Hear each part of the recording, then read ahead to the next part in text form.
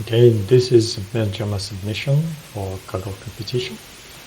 It's titled Terraphim Clinical Pipeline, graph-based safety gates for Medjama, from class suggestions to specific drug dose evidence. My name is Dr. Alexander Mikolev. I'm an AI machine learning expert, system thinker. I'm a partner in Zestic AI, and I built Terraphim AI, which will be related to the submission. Privacy-preserving AI system, so I have a vast background in distributed systems, Rust, complex systems, and knowledge graph. So it's a solo submission where I build the whole pipeline, knowledge graph, multi-region orchestration, Medjama integration, harness, and deployment. So why knowledge graph and Terraphim embeddings? So in my previous medical pipeline, which I built under the name of the project The Pattern, and it was a platinum winner of Build on Radius hackathon. I built an engineering marvel, so I've done everything which I wanted there, and it had a question answering, it had T5 summarization, it had large thesaurus, MLS thesaurus, and I managed to tweak it in a way where QA large BERT uncased model were performing under 2 milliseconds on CPU before NVIDIA Ampere architecture was released. Yet when I was testing it, I was thought, if my doctor is going to be using my system, I don't want to be a patient. So the problem with large language models that they can hallucinate, and sometimes they hallucinate very confidently, and sometimes they can hallucinate dangerous drug recommendations. So for the last 5 years, I spent time researching building new type of graph embeddings, which enables me to achieve 100% accuracy and grounding in medical industry knowledge. And the industry awakening to the fact that transformers architectures has its own limitations, I see Terraphim or Terraphim-like graph embeddings can be the new type of tokenizer that will drive a new large or small language models. So the problem is that hallucination, and this hallucination can be very confident. So the Medjama is highly capable model, is way above BERT QA models, and it is highly specific for medical industry. That's where it is already very good. Yet when I was testing it for the pipeline, there are certain cases where it did hallucinate. It is unavoidable due to the maths of large language models.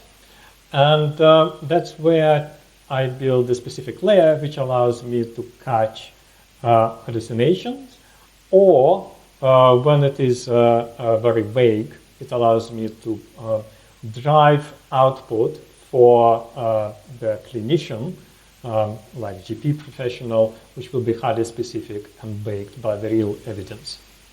And this is the top 3 cases which are run. So, for example, raw Medjama runs, and it recommends for BRAF melanoma generic Vega class suggestion, where with Terraphim knowledge graph grounding, you can get a very specific drug and prescription, and it will be evidenced by the medical research.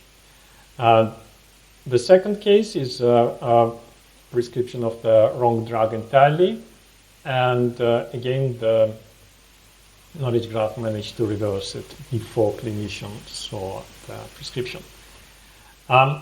So the most reliably, obviously, Medjama is probabilistic large language models, so when you will be running it and the whole pipeline is fully open sourced, you may find that it's more difficult to reproduce, but overall, it is a very solid use case, and particular the impact of it, where there are number of adverse drug events per year in US alone, and 7% of them are quite preventable. And even the small impact on it means there are impact on human lives and the costs. So here is overall Well, actually, let me show you how it actually works. So here is the demo, and this is a UI for the medical pipeline. Obviously, the pipeline can be run separately. And there are multiple patients who are going to visit the specialist. And the specialists have a defined role. They are oncologists, cardiologists, neurologists, and pediatrics. And when we run the pipeline, obviously for the purpose of the demo, it is mocked, but it is, if you want to switch it to live mode, and you have a local Medgema installation via Llama. There is also MLX supported, and Vertex AI is implemented, but I could not test it because of the shortages of the GPU servers. Time out over 6 hours in both European and US Central. And so this is how it looks. So the patient comes, and the patient, for example, 58-year-old male with unidentified diagnosis. Then there is an entity instruction, and then there is a knowledge graph query, and there is a validation via another graph, and then we run Medgema for recommendation, and then we build a safety check.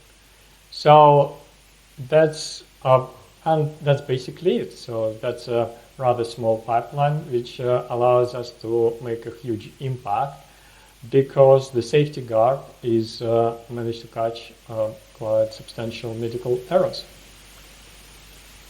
Right. So again, entity instruction, knowledge graph queries made from G, then SPCI guidelines, then we augment inference with knowledge graph, so we embed the main model before Medgema inference, and then we validate knowledge graph grounding gate before we show recommendation to clinician. So, and that's the example of where this is the system 1 and system 2 architecture, where Medgema operates as a system 1, fast, intuitive, vast amount of knowledge, very intuitive, and system 2 is a slow, deliberate, evidence-based reasoning. So it's back to Kahneman's system 1 and system 2. And graph embeddings are highly specific, and it is roughly, it's like large regular expression, which is always have a leftmost longest match semantics. And there is an explanation why exactly that, and it's all based on, in medical diagnosis as well as in other industries, we want to be able to make a very precise and very grounded prescriptions or suggestions. Right. And, I think that's up for my 3 minutes. I can go for architecture.